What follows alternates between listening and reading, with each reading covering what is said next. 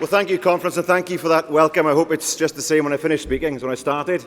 But yn bleser mawr I fod yma gyda chi gyd unwaith to yn y gynhadledd, and it's a great pleasure to be with you all again in this conference. I'd like to begin by offering my congratulations to Jeremy on his win. Jeremy, you have shown both dignity and determination in recent weeks, and I look forward to working with you now to rebuild Labour into a winning machine.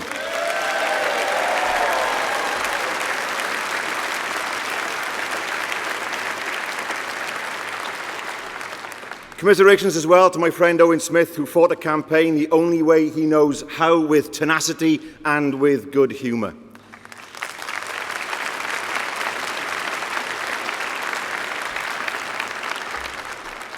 I want to say as well a big thank you to Paul Flynn, who has recently found himself doing about half a dozen jobs.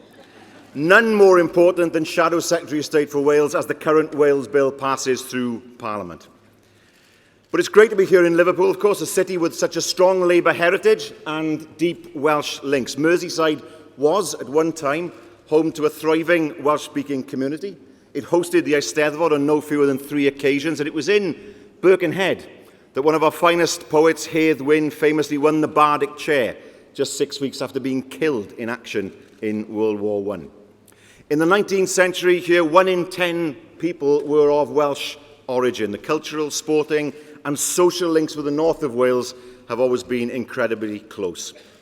And today, of course, you can stand on the South Parade in West Kirby looking south, and you can see what a truly great football nation looks like.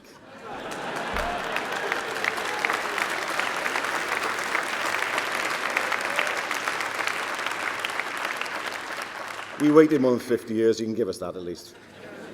But it isn't just on the football pitch, of course, where we're moving forward. With the promise of a devolution package to the northwest of England, Welsh Labour stands ready to work with leaders in the region to build on the links that already exist and to cooperate and innovate our way to stronger growth and better opportunities for our communities. On Tuesday this week, I launched the Welsh Labour Programme for Government. I was able to do that because in May of this year, Welsh Labour won the Assembly election in Wales.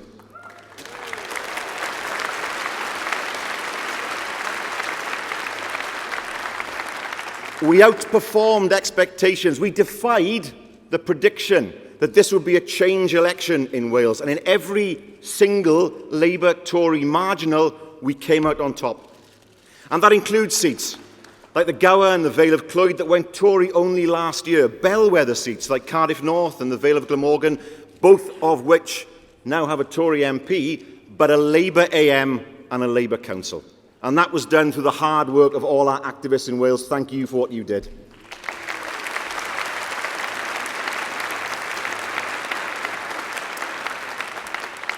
But you know, Conference, we need to constantly remind ourselves of what Labour being in government actually means. That's our historic mission. And that's the journey that Hardy started and that every Labour leader since must try to advance. How was it that Bevan finished his great quote, "The language of priorities is the religion of socialism"? Well, he finished it with these words: "Only by the possession of power can you get the priorities correct."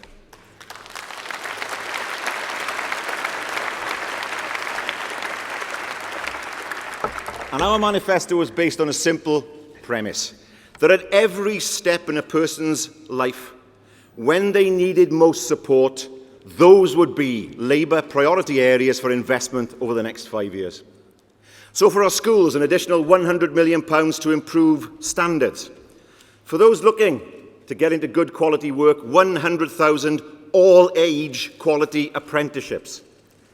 For working parents, 30 hours of free childcare, crucially for 48 weeks of the year, reflecting the reality of family pressures.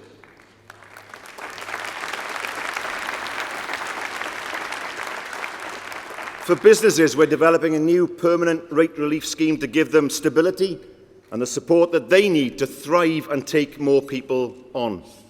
If you fall ill, there's a new treatment fund coming in that means patients with any life-threatening disease can access new medicines and treatments. For the elderly, a doubling of the capital limit for those who need to go into care. They worked hard for that money and they should get to keep more of it.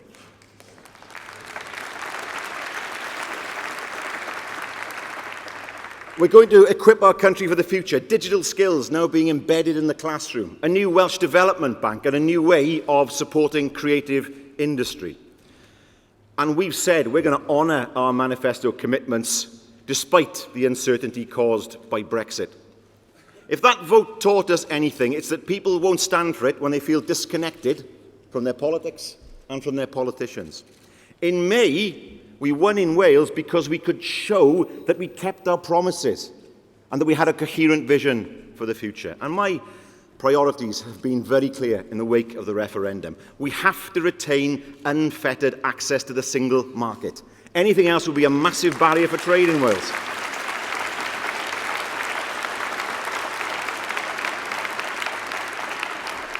And I believe that each of the 4 parliaments in the UK should vote to ratify any final deal to ensure we progress as one and to show that our concerns have been acted on.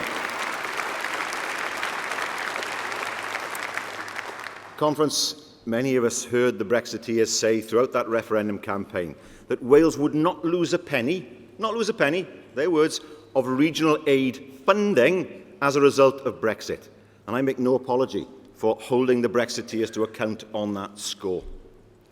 On the question of free movement, we can't ignore the message that we heard on the doorsteps. It is a very real concern for many working-class communities, and we have to develop a response that's fair, proportionate, and also, of course, speaks to our values as an internationalist party.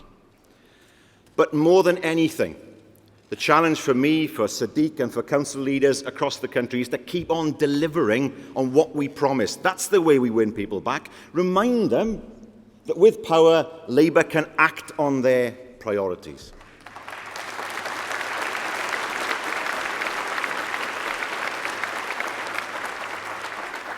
And Conference, because we have a Welsh Labour government, we don't have to just campaign against the Trade Union Act. We are going to legislate to repeal crucial sections of that unfair law.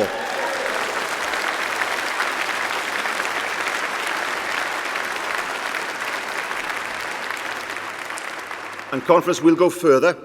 By working with our trades union colleagues, we'll also bring forward proposals to prevent the use of agency workers to undermine strike action in the public sector.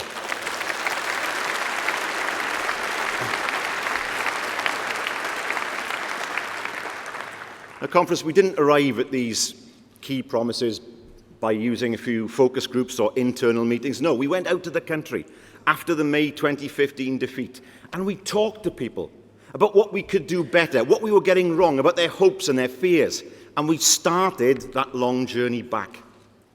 And I've been very clear about that. No matter how good the result was in the Assembly, for us in Welsh Labour, it was a starting point on a fresh journey, not an end in itself. We need to lift our share of the vote, and we need to lift the sights of this party back to what matters. Conference, when we launched our programme for government, both the CBI and the TUC could see how we had reflected their priorities. We're not playing a zero-sum game here between capital and communities. Massive infrastructure investment will get Wales moving. It'll boost our economy. It'll bring better jobs closer to home for Welsh communities. Conference, unemployment today in Wales stands at 4.1%. That's a full percentage point lower than the UK average, lower than Scotland, lower than London. Wales has never bounced back quicker from a recession, and why? Because in the 1930s and 1980s, Wales didn't have a devolved Welsh Labour government fighting for our interests. And we know this isn't the whole picture. We don't just want jobs, we want better jobs.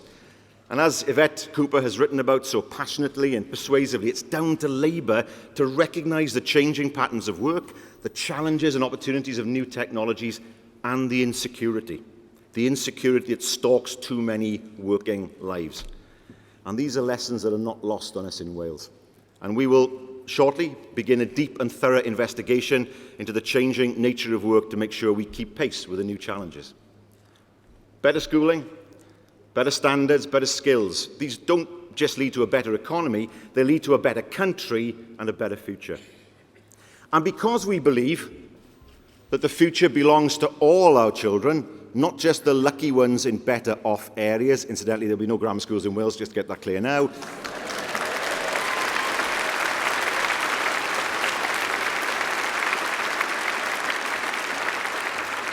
Tomorrow we will launch a new universal child health programme to ensure that every child gets excellent, consistent health services across Wales.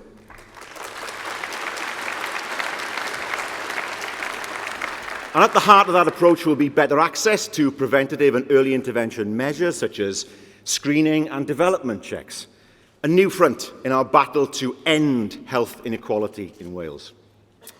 The conference to deliver more of these kinds of changes, the country needs Labour to get back on its feet now more than ever. And a starting point for us must be to regain our dignity in the way we speak to one another and in the way that we speak to the world. It wasn't that long ago that the party's priority was anti-poverty policies, but now we're commissioning reports on anti-Semitism. How did that happen in our own party? We must ask that question.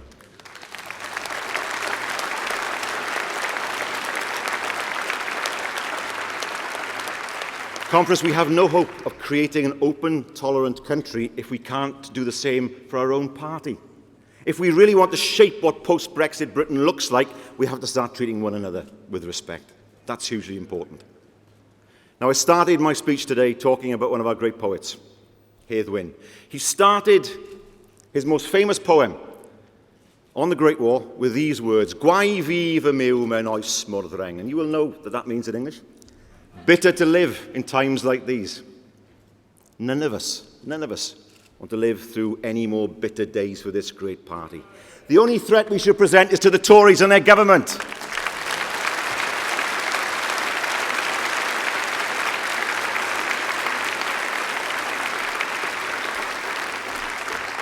The country needs the Labour Party, but we don't have a God-given right to exist. It's time for us to focus on the things that really matter. And as Bevan said, only the successful pursuit of power can truly give you that focus. Conference, Wales has a Labour government. Britain needs a Labour government. Let's leave here united and deliver that government, because we know by delivering that government, we deliver fairness, justice and opportunity for that people. Let's go out there, win the election and do it for them.